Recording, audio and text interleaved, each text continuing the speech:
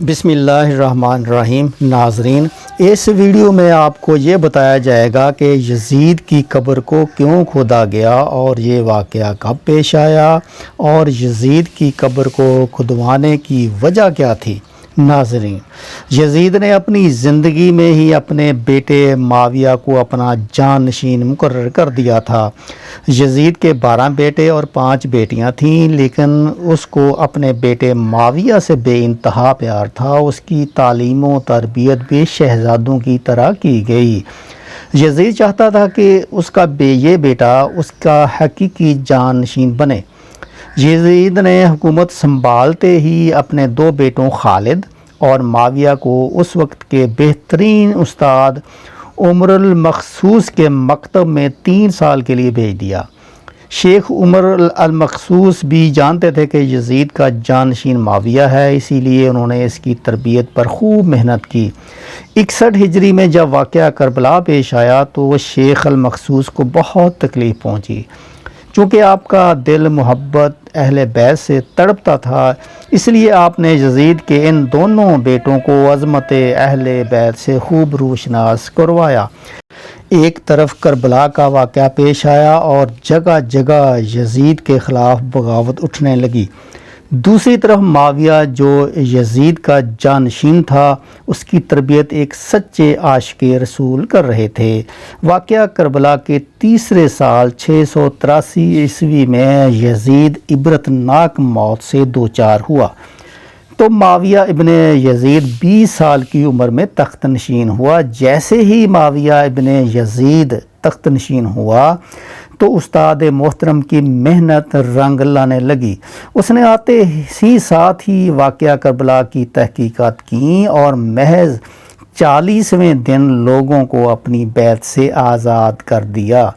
بعض روایت میں معاویہ ابن یزید نے 3 ماہ تک حکومت کی۔ 20 سال کی عمر جوانی کا ایک ایسا دور کہ جب انسانی خواہشات کی منہ زور عروج پر ہوتی ہے۔ یزید کا جانشین ہونا اور پوری اسلامی مملکت پر حکمرانی کرنا اپنی تمام جائز و ناجائز خواہشات کو پورا کرنے کے لیے بہترین موقع تھا، لیکن معاویہ بن یزید نے تخت پر بیٹھتے ہی واقعہ کربلا کی تحقیقات کی اور حالات کا بہت باریک بینی سے جائزہ لیا۔ جب اس نے دیکھا کہ میرے باپ نے اسلام اور مسلمانوں کو کس قدر عظیم نقصان پہنچایا ہے تو اس نے محسوس کیا کہ وہ ایک دوراہے پر کھڑا ہے کہ حکومت کی باغ ڈور تھامے رہے اور ظلم و ستم اور عیش و عشرت کا بازار گرم رکھے، یہاں تک کہ تو تاج کو چھوڑ دے اور اپنے آپ کو ان ہولناک گناہوں اور ان کے دردناک عذاب سے دور رکھے۔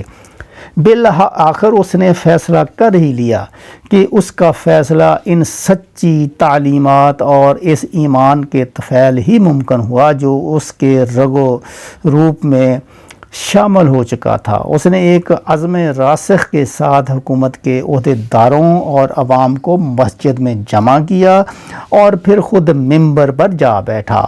اس نے اپنی تقریر میں سب سے پہلے خدا کی حمد اور اس کے بعد رسول اللہ صلی اللہ علیہ وسلم پر درود بھیجا اور پھر وہ یوں کہنے لگا کہ میرے باپ یزید کو جب حکومت ملی تو وہ اپنے اعمال اور بد کرداری کی وجہ سے ہرگز اس کا اہل نہیں تھا، لیکن وہ بھی اس پر قابض رہا اور اس کا نفس اس سے بدترین کاموں کی ترغیب دیتا رہا۔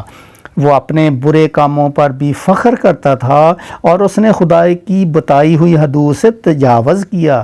رسول اللہ صلی اللہ علیہ وسلم کی اولاد پر اس نے بدترین مظالم ڈھائے، لیکن اس کی حکومت کی مدت بہت ہی تھوڑی تھی اور بہت جلد اس کی شرمناک زندگی کا خاتمہ ہو گیا اور آج وہ اپنے اعمال کے حساب و کتاب میں الجھا ہوا ہوگا۔ جب معاویہ بن یزید کی بات یہاں تک پہنچی تو اس کا گلا رک گیا اور کافی دیر تک وہ بلند آواز میں روتا رہا۔ اس کے بعد وہ دوبارہ لوگوں سے ہم کلام ہوا اور اس نے کہا کہ اے لوگو، میں تمہارے گناہوں کا بوجھ اپنے کندھوں پر نہیں اٹھا سکتا، نہ تمہاری دوستی کا توگ اپنے گلے میں ڈالوں گا۔ میری خواہش تو یہ ہے کہ حکومت شہزادہ حسین حضرت امام زین العابدین کے حوالے کر دی جائے، یا اب تم خود ہی بہتر سمجھو وہ کرو، یا وہ حکومت کرے جس کا تم انتخاب کرو؟ میں اپنی بیعت سے تم لوگوں پر سے ہاتھ اٹھاتا ہوں اور اس خلافت کو ٹھکراتا ہوں۔ اور معاویہ بن یزید کے ان جملوں نے محفل میں ایک طوفان برپا کر دیا۔ پھر معاویہ بن یزید ممبر سے اتر آیا، اس کی ماں اور دیگر عزیز و اقارب آئے تو دیکھا کہ روئے جا رہا ہے، تو اس کی ماں نے کہا، کاش تم حیض کا چیتھڑا ہی ہوتے اور میں تمہاری خبر نہ سنتی۔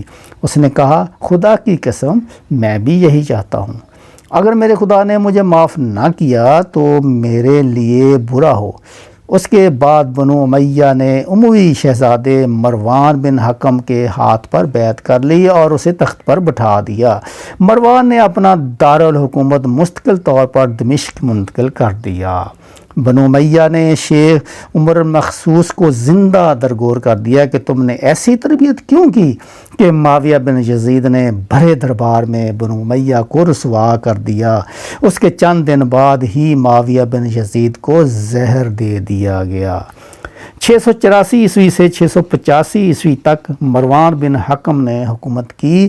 پھر اس کی وفات کے بعد مروان کے بیٹے عبد الملک نے 685 سے 705 تک ایک طویل عرصے تک حکومت کی۔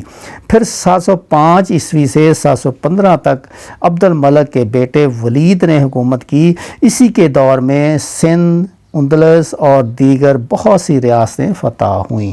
اسی کے دور میں شہزادہ حضرت امام زین العابدین کو زہر دیا گیا۔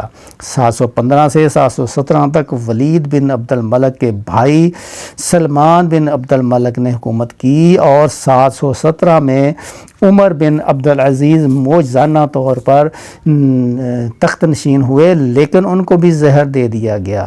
720 سے 724 تک ولید بن عبد الملک اور سلیمان بن عبد الملک کے بھائی یزید بن عبد الملک نے حکومت کی باغ ڈور سنبھالے رکھی۔ اس کے بعد ہشام بن عبد الملک، ولید بن یزید، یزید بن ولید، ابراہیم بن ولید اور مروان بن محمد نے بالترتیب حکومت کی، اور 750 عیسوی میں بنو امیہ کی حکومت کا تختہ بنو عباس نے الٹ دیا۔ بنو امیہ کا آخری حکمران مروان ثانی ایک انتہائی سست اور ڈرپوک حکمران تھا، جس نے ابو مسلم خراسانی کے ہاتھوں شکست کھائی، اور یوں بنو عباس کی حکمرانی شروع ہوئی۔ تاریخی کتابوں میں درج ہے کہ ابو مسلم خراسانی نے بنو عباس کے ابو جعفر المنصور اور ان کے بھائی ابو العباس الصفاح کو حکمرانی سونپ دی۔ اس طرح بنو عباس کے پہلے حکمران ابو العباس نے آتے ہی بنو امیہ کا نام و نشان مٹانے کی قسم کھائی۔ بہت سے لوگوں کو قتل کر دیا گیا، اور کربلا کے واقعہ میں ملوث تمام کرداروں کی قبریں تک کھود دی گئیں۔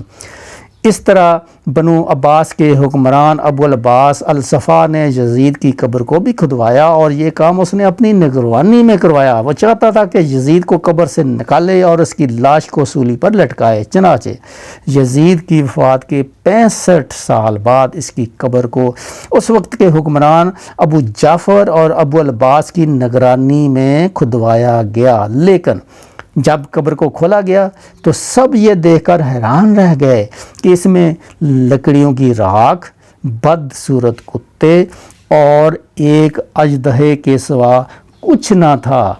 اللہ تعالیٰ سے دعا ہے کہ وہ ہمیں گناہوں سے بچنے اور نیک اعمال کرنے کی توفیق عطا فرمائے، آمین ثم آمین۔ اگر یہ ویڈیو آپ کو پسند آئی ہے تو میرے چینل واقعات کو سبسکرائب کریں، لائک کریں، اور آپ نے آخر تک ویڈیو دیکھی، آپ کا بہت بہت شکریہ۔